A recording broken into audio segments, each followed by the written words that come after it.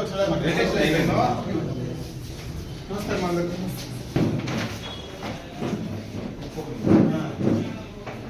తిరుగుతా ఉన్నా అందరినీ ఒకసారి మీరు ఉన్నారమ్మా.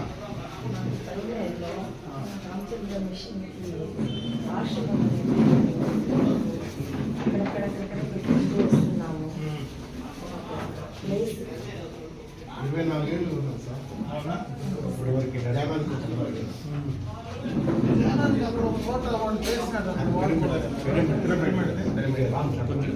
వీళ్ళు పొలం మీద అభ్యాసం ఇచ్చి 2000 మంది ఉన్నారు.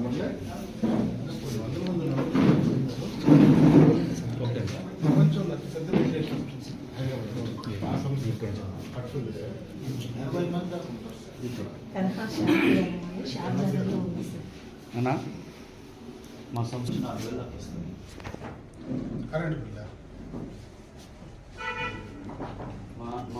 మేము ఎవ్వరు ఇక్కడున్న వాళ్ళు ఎవ్వరము మా సంస్థకు రూపాయి ఇవ్వము.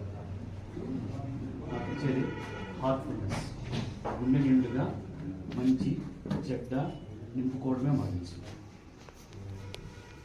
3,500 రూపాయలు 4,000 రూపాయలు కట్టాలంటే మా సంస్థకి ఎంత భారం పడుతుంది.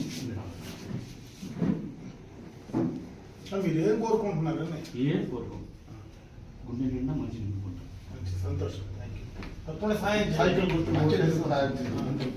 పెన్షనర్స్ అందరూ మీకు కొత్తగా చెప్పాల్సిన పని లేదు. ఎందుకంటే ఇప్పుడు ఏం జరుగుతూ ఉందనేది కొత్తగా అందరూ ఇంటలెక్చువల్సే చదువుకున్న వాళ్ళే ఉద్యోగాల నుంచి రిటైర్ అయినటువంటి వాళ్ళే.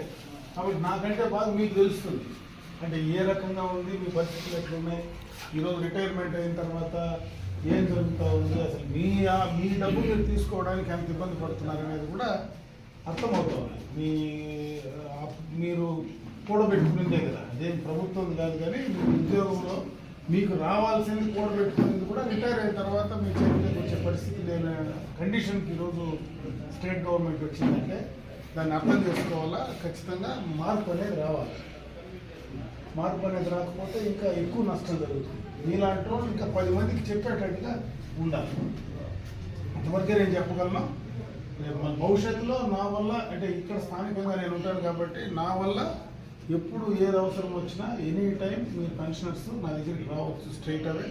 నా వల్ల నేను చేయగలిగింది, నా శక్తి మేరకు నేను చేయగలిగింది ఖచ్చితంగా నేను చేయిస్తానని చెప్పి ఈరోజు మీ అందరికీ చాలా మాట